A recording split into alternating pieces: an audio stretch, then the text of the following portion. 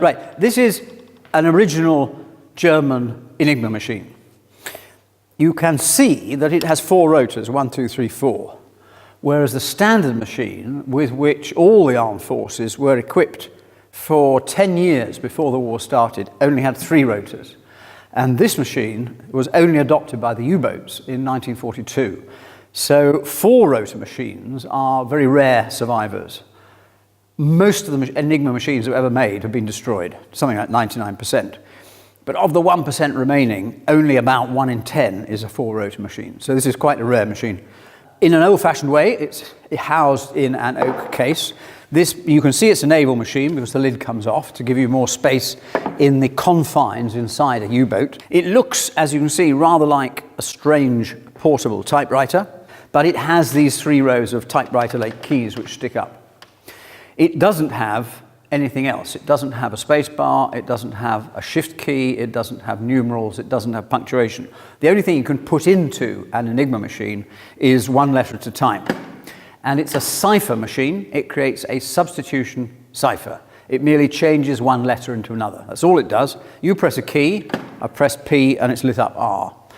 The operator must write down the R with pencil and paper because the machine does not remember, it does not transmit, it does not record or print out what it's doing. It's a rotor cipher machine. It has the rotors here, which go round during the operation, and the wiring which links the keyboard to the lamp board is inside the rotors. And every time you press a key, if you watch it, you'll see every time you press a key, at least 1 rotor goes round, and that means the wiring is being changed inside the machine each time I press the key. So I'm putting the same letter in time and time again, and I'm getting different output.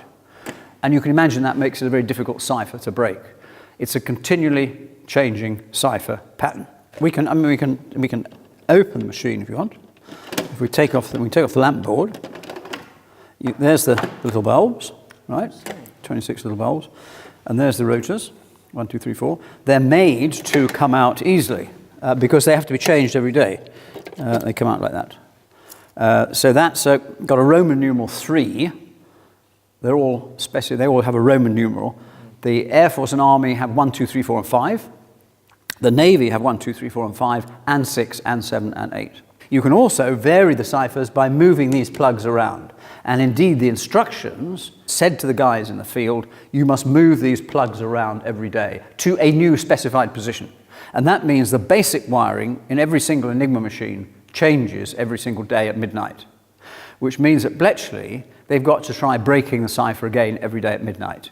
It's not a question of, by some means, breaking the Enigma cipher and then reading all the messages. They've got to enter into the struggle to break the cipher every day at midnight for the whole of the war.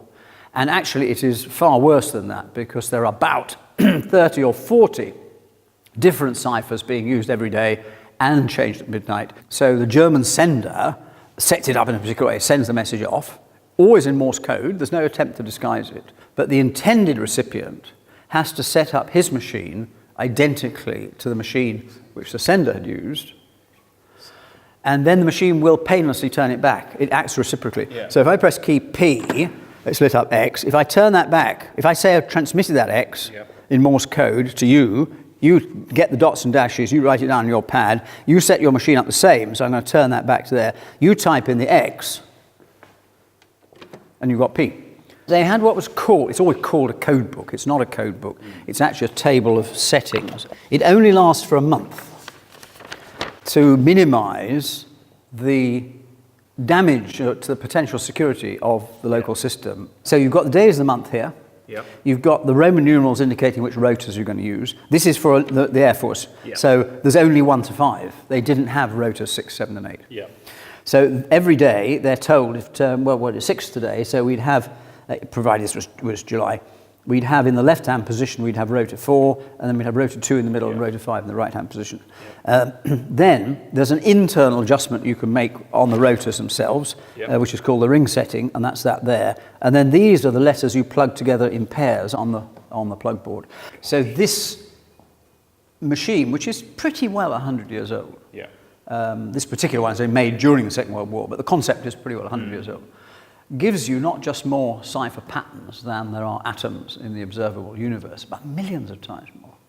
10 to the 114 compared with 10 to the 80. And the four-rotor machine, of course, is bigger than that, because any one rotor can be wired in 400 million ways. Every day at Bletchley Park, every night at Bletchley Park, they have to try and break 30 or 40 Enigma ciphers within the 24-hour period. And if you don't break them in 24 hours, you have to move on to the next day, because the more recent the message, the more valuable the intelligence it will contain.